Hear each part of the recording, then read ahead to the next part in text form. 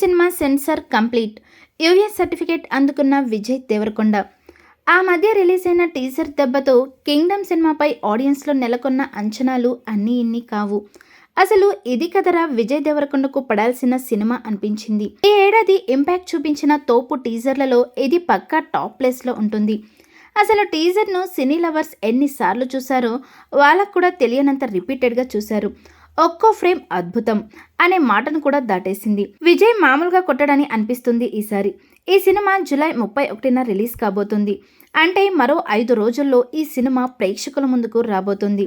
ఇక ఇప్పటికే చిత్ర యూనిట్ ప్రమోషన్ల వేట షురూ చేసింది. ప్రస్తుతం ఈ సినిమాకున్న హైప్ చూస్తుంటే రిలీజ్ తర్వాత రికార్డులు తిరగరాసేలానే కనిపిస్తుంది. తాజాగా ఈ సినిమా సెన్సార్ను కంప్లీట్ చేసుకుంది. ఈ సినిమాకు సెన్సార్ నుంచి యూఎస్ సర్టిఫికేట్ వచ్చింది.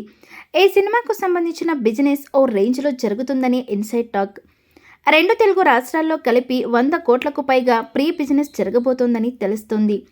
ఈ సినిమా కోసం ఏకంగా తన రెమ్యునరేషన్ను సైతం సగం తగ్గించుకున్నాడు.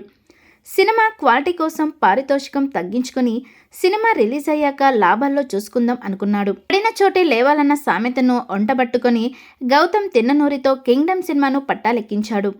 ఈసారి ఎలాగైనా పాన్ ఇండియా రేంజ్లో హిట్ కొట్టాలని కసితో ఉన్నాడు. ఈ దెబ్బతో రికార్డులన్నీ విజయ్ దేవరకొండ పండబెడతాడు అనే కాన్ఫిడెంట్ ఆడియన్స్కు వచ్చేసింది. పైగా జెర్సీ తర్వాత గౌతమ్ చేస్తున్న సినిమా కావడంతో ఆడియన్స్లో మంచి తిరుగులేని అంచనాలు నెలకొన్నాయి. గ్యాంగ్స్టర్ బ్యాక్డ్రాప్లో ఈ సినిమా కథ సాగుతోంది. సితారా ఎంటర్టైన్మెంట్స్, ఫ్యార్చ్యూన్ 4 సినిమాస్ బ్యానర్లపై సూర్యదేవర నాగవంశీ, సాయి సౌజన్య నిర్మిస్తున్న ఈ సినిమాకు గౌతమ్ తిన్ననూరి దర్శకత్వం వహిస్తున్నాడు. అనిరుద్ రవిచందర్ సంగీతం అందించగా గిరీష్ గంగాధరన్, జోమోంటీ జాన్ సినిమాటోగ్రఫర్లుగా చేస్తున్నారు. కింగ్డమ్ ఒక స్పై యాక్షన్ డ్రామా. ఒక సాధారణ వ్యక్తి నాయకుడిగా ఎలా ఎదిగాడు, తన ప్రజలను రక్షించడానికి అతను ఏం చేశాడనేది ప్రధాన కథాంశం. ఈ సినిమాను 2 భాగాలుగా విడుదల చేయాలని మేకర్స్ ప్లాన్ చేస్తున్నారు. ఇప్పటికే ఈ సినిమా ఓటీటీ హక్కులను నెట్ఫ్లిక్స్ పెద్ద మొత్తానికి కొనుగోలు చేసింది.